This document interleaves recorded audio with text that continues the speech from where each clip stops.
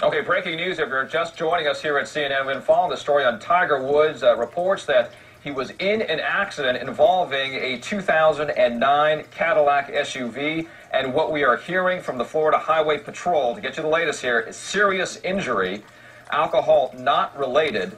And what we also are hearing from the Florida Highway Patrol is that this happened in front of his own residence in Florida. That when the car was pulled out of the driveway, that the car then struck a fire hydrant. After striking that fire hydrant, then striking a tree, the driver, Tiger Woods, was then transported to a hospital close by. The crash remains under investigations, and the charges are pending on that. And a local affiliate, WESH, also looking at this story for us. They're consistent with what we are learning here at CNN. The Florida Highway Patrol saying that Woods was taken to Health Central Hospital and that his home there in Islesworth is where this had happened, and this happened early on Friday morning. And the police report itself, as I refer to that again, says that this was made at 2:25 a.m.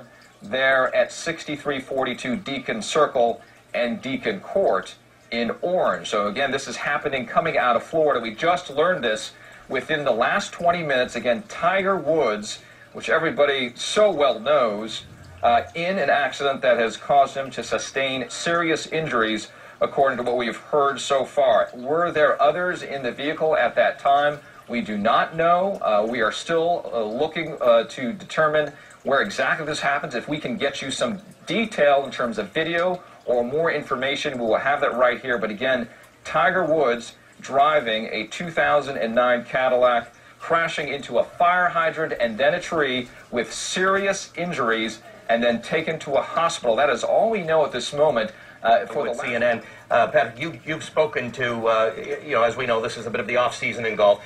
You spoke to Tiger Woods toward the end of the season, just a couple months ago. Yeah, just before, in fact, Ali shot off down to Asia and Melbourne for the Australian Masters, as Jimmy alluded to. Season-ending FedEx Cup finale playing out here at Eastlake in Atlanta. A real quick one-on-one with him. He wasn't a happy bunny in terms of his golfing performance. He'd just been upstaged on that final day at Eastlake by his great friend and rival, his fellow American Phil Mickelson. And although he did go on and land the overall $10 million plus FedEx Cup finale title prize money, he'd lost out to Mickelson on the day. Form has been a little bit up and down throughout 2009, but, it's been a year really for him in terms of getting back on track. Injury, right. The surgery, he's seemingly over that, and now he's facing what could be another lengthy layoff. Of course, we don't know, of course. Details are still sketchy, but 2009 was all about the comeback for him and proving not so much his form, but his fitness, and now he's facing this. Well, Jimmy, nobody wants to wish any kind of injury on anyone, but the only information we have at the moment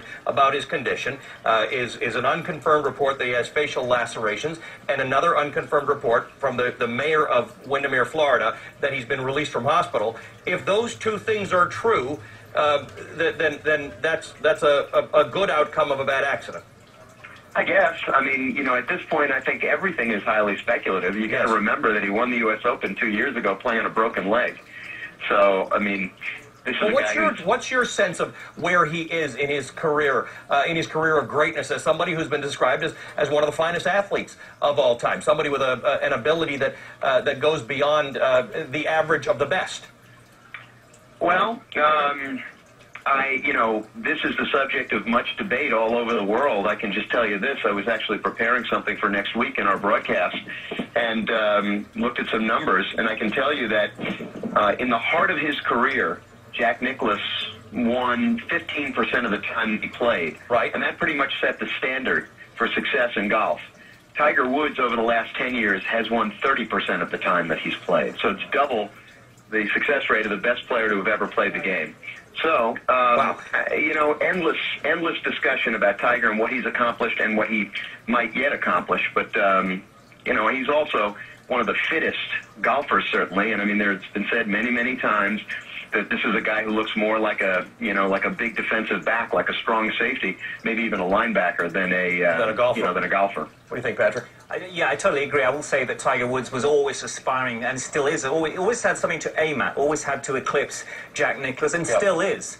in many people's eyes. He's still trying to surpass Jack Nicklaus's all-time record of majors, which is 18. 18 which versus is still, 14. Still lagging behind just a little bit, of course. But Woods certainly always had this thing, this phenomenon called Jack Nicklaus to aim at, whereas Nicklaus, certainly in the latter part of his career, was just adding to his collection of majors, so nothing else for him to eclipse, you might add. But certainly we travel around the world, and you know, our program World Sport airs globally. We speak to people all the time globally, feedback globally. It's all the time. This ongoing, as Jimmy says, who's the best of all time, Nicklaus or Woods? So many people would say Nicklaus.